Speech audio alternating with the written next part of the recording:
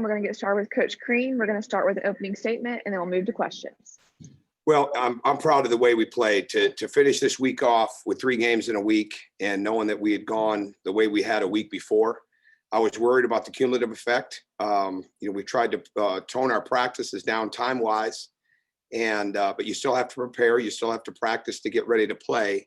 And I thought our guys tonight overcame that wall in the second half and played outstanding. To get 6 guys in double figures is huge. That's how we want to be able to play here. And I don't know if we'll get 6 guys in double figures every night, but the more we can, and the more we can get 4 or 5, that's huge for us because that's the way that we're built. The keys to the game were going to be to defend the 3, and we held them to 4-23. To win the rebounding game, we won that by 15.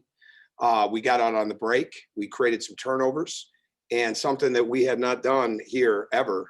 We had 67 deflections, which is just a monster thing to us. So the stat sheet says Severe had a double-double. He had a triple-double because he had 10 deflections. Tamani had 14 deflections again for the second game in a row.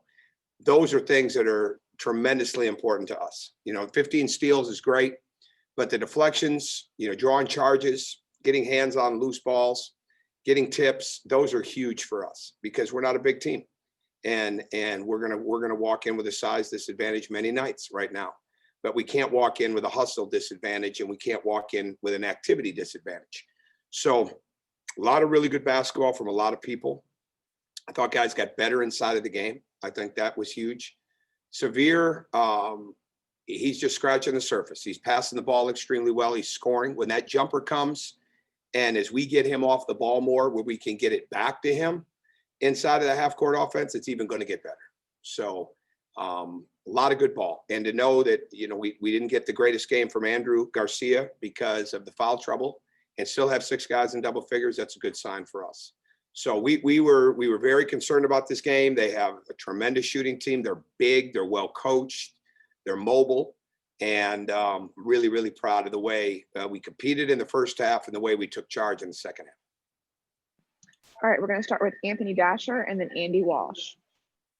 Hey, Coach, if my math is right, coming into tonight, hasn't been a single player in the SEC with 10 assists.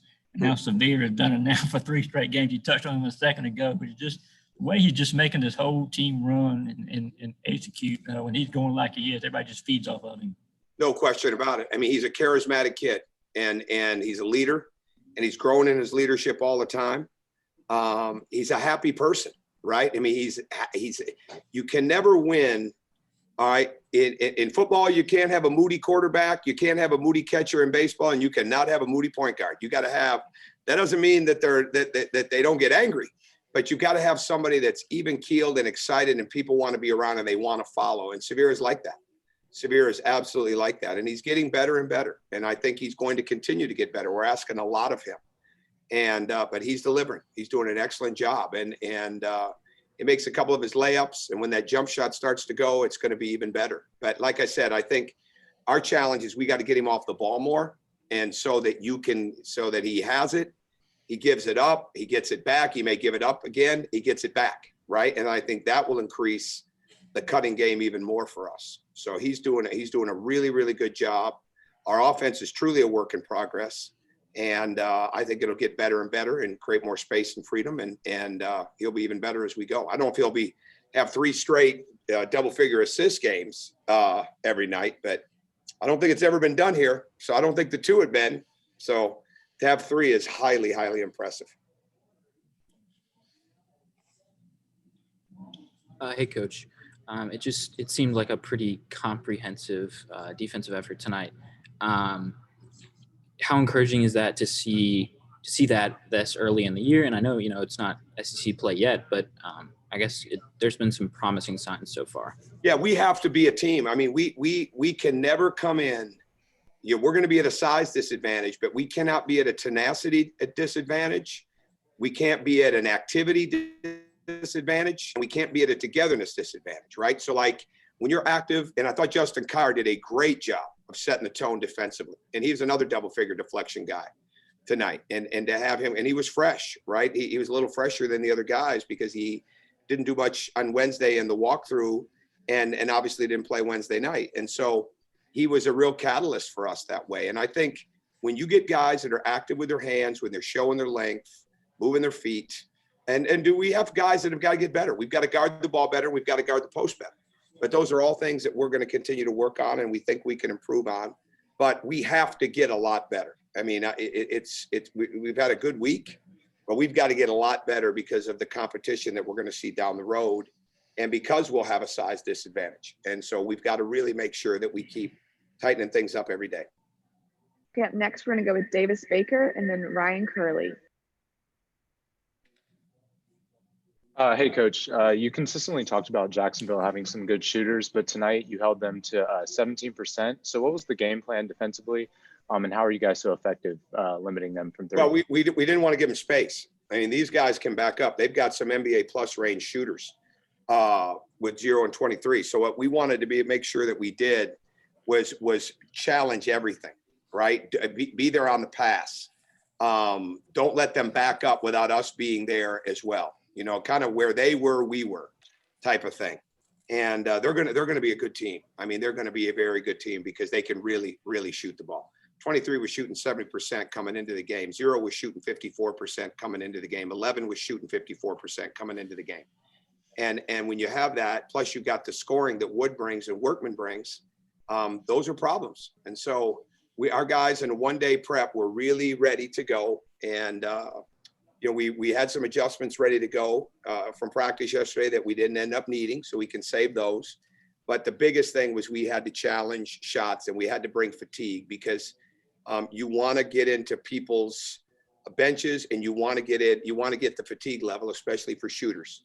And they missed some open ones. I'm sure they missed some that they know could have gone down. But for the most part, our guys were pretty active with the shot challenges.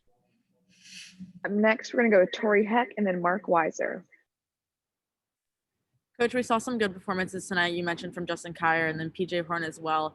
How do you see Xavier leading those guys as only a sophomore when these guys are graduate transfers and not age events there? How have you seen Xavier handle that and stepping up? Well, he rooms with Justin and Andrew, and I think that helps a lot. And there's good respect on this team. You know, the camaraderie is building. And I think everybody, you know, you enjoy not only playing with Xavier, you enjoy being around Xavier. I mean, he's a happy person and he's a joyful person. And that doesn't mean that he doesn't have bad moments and get angry. But like I said, you don't win with Moody, right? Especially in leadership. And he's anything but. I mean, he's everything but, I should say. He's a very charismatic kid, can laugh at himself, doesn't take himself too serious, but takes the game extremely serious. And people enjoy being around him. He's very, very confident young man. I wondered how, when you see Tomani making those electric plays around the basket, kind of from a head coaching perspective, if you get excited as maybe the fans might, and also when you look at his growth that you'd like to see from game 3 here to game 25 at the end of this regular season, what are you looking for in his second year?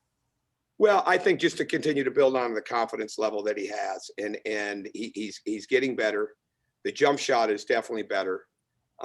He's got to learn to play in traffic a little bit better, and the passing will need to improve, you know, so we can play through him as a passer, you know, on the drive. But the cutting, the movement, the getting on the glass, the going up strong, all that stuff's starting to come. I think he'll get better and better. I really do. He'll finish even better as we go along. And I think the bottom line for him, for Chris Brown, for a lot of guys is let the game come to you. And Chris Brown did that tonight. He didn't do that on Wednesday night. So he didn't have a very good game. Tonight he did. He let the game come to him. He cut, he moved. And I think he's starting to recognize, you know, where that's at. And so Tomani's the same way. You know, with the way we move, all right, and the way the ball moves. And there were times in the first half the ball didn't move very well. And if it had, we probably would have been up more. But it moved much better in the second half. And I think the way we play, we are not a pull-it isolation team. You know, we'll isolate some in the post, but we are drive and kick, cut, space, get through the paint, cut behind the defense, constantly working on our cutting and every day. And so when you're doing that, you can't, especially with playing a kid like Justin and Xavier, you can't help but get some looks. And I think that's where Tomani's got to continue to grow. And I think he's got to be talked into the breath as a defensive stopper, right? Whether he's guarding the post, whether he's guarding the guard. by Nick Claxton's sophomore year, and obviously Nick was bigger, but Nick could guard 1 through 5. Not early. He couldn't guard 1 through 5 early, but he got to the point where he could. And that's what Tamani's got to be able to do for us. All right, I'm actually going to go back to Ryan Curley, and then after that, we'll have the last question with Chip Towers. Hey, Coach, you had 20. You guys committed 22 turnovers against North Georgia. That improved to just 16 in this game. Is that something that you guys tried to clean up in practice yesterday? Well, we didn't do a lot on offense yesterday in practice. We really didn't. We did much more defensively, and we didn't practice very long at all. We need to, but a little bit of it the other night was trying to make plays that aren't there, right? We deliver the ball. We don't try to get cute. And again, a lot of our turnovers the other night were from trying to make plays for other people, but they weren't fundamentally sound. And there were a few others, like on the break, if we throw a bounce pass on the break, behind the defense, that's a dunk rather than a turnover. I mean, there's just a lot of little things we can get better at. And now hopefully we'll have a little bit of time that we can dive into the film and work through that as well. But we want to be a high possession but low turnover team, or lower turnover team. And I know when you play this fast, you're going to have some turnovers. But really, if you're out playing and running and you're getting an advantage on the break with your first 3 steps and the ball's out in front and your rim running game is good and your wings are running to the corners, it should make it a lot easier. And there shouldn't be a lot of forced passing. And that's what we've got to continue to build on. Coach's Chip, on Severe, you've had a lot of great players. Just the art of the layup and his speed. I don't want to go off the reservation, 3 non-conference games and all that, but his ability to get to the basket, the quickness there, and just convert it, it seems like at top speed. How hard is that, and why is he so good at it? And can you quantify it? Like, how fast is he going? Well, I don't know. I don't know the speed. I know he's moving, and he's got some change of gears. He came in a very good layup maker, and there's no doubt about it. And we feel like he and Justin should be as the best layup makers, and Ty Fagan's in that boat too, is the best layup makers that we play against that are in this league. And sometimes we miss because of context. Sometimes we miss because we don't use the board. Justin had one. We don't finger roll. He should have dunked it or used the glass. We'd like to have some of those back. But Severe has been taught very well by his father and his coaches before he ever got here. And we just try to expand on it and also at the same time be able to score with either hand around the rim. But we try to spend a lot of time on layups, and we're going to continue to spend even more because that's how we have to win, because we're trying to get a lot of cuts. All right, thanks so much, Coach. Thank you, guys. Have a good day.